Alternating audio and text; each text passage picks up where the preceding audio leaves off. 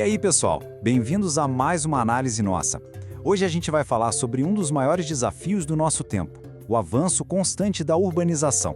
Com as cidades crescendo sem parar, a poluição sonora virou meio que uma cortina invisível, sabe? Uma cortina que ameaça profundamente a biodiversidade. Então vamos mergulhar nesses dados e entender exatamente o impacto real que o barulho humano causa na natureza que está bem aqui ao nosso redor.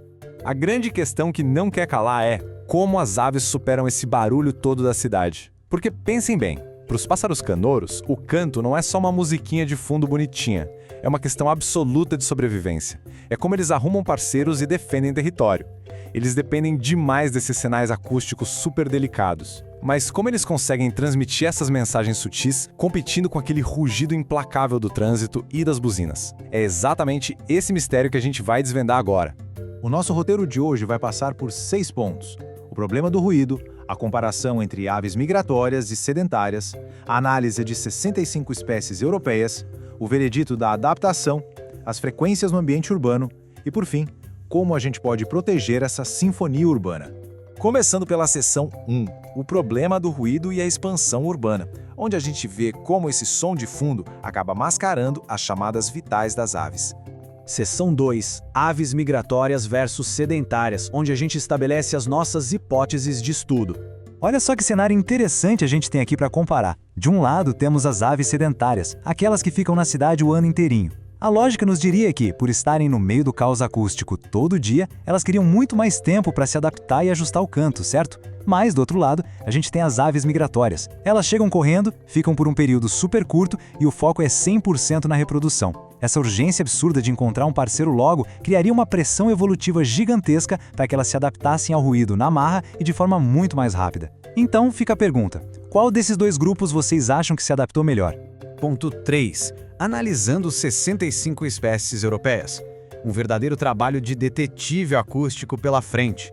Pessoal, foram analisados mais de 106 mil registros de áudio. É um verdadeiro oceano de dados. Os pesquisadores ouviram e examinaram as vocalizações de 65 espécies diferentes de pássaros lá na Europa. Com uma escala continental dessas, a gente consegue descartar qualquer variação isolada e ver o que realmente está acontecendo do ponto de vista evolutivo no meio de tanto asfalto. Mas espera aí. Antes da gente descobrir quem ganhou essa corrida evolutiva, a gente precisa entender o que os cientistas estavam medindo. Eles avaliaram a faixa de frequência dominante. Basicamente, pensem nisso como a largura ou a variação de tons naquele ponto mais forte do canto do passarinho. Medir isso é absolutamente crucial, porque é essa flexibilidade que define se o canto vai conseguir se destacar ou se vai ser completamente engolido pelo zumbido grave dos motores da cidade. Seção 4. O veredito da adaptação. Expectativa versus realidade. E aqui vem a reviravolta que ninguém esperava. Lembram da nossa hipótese sobre aves migratórias e sedentárias? Pois é, podem esquecer. O status migratório não teve literalmente nenhum efeito na capacidade da ave de adaptar o canto. Nenhuma diferença. A nossa lógica inicial foi totalmente para o espaço. E quer saber o que mais não importou? Se a ave é mais sociável ou se o canto dela é mais complexo. Nada disso fez diferença. A única coisa, o único vínculo real que eles encontraram com o aumento do ruído urbano foi, por incrível que pareça, a adoção de uma faixa de frequência maior. A biologia sempre dá um jeito de surpreender a gente, né? Indo para a seção 5, frequências no ambiente urbano, onde a gente entende a verdadeira adaptação.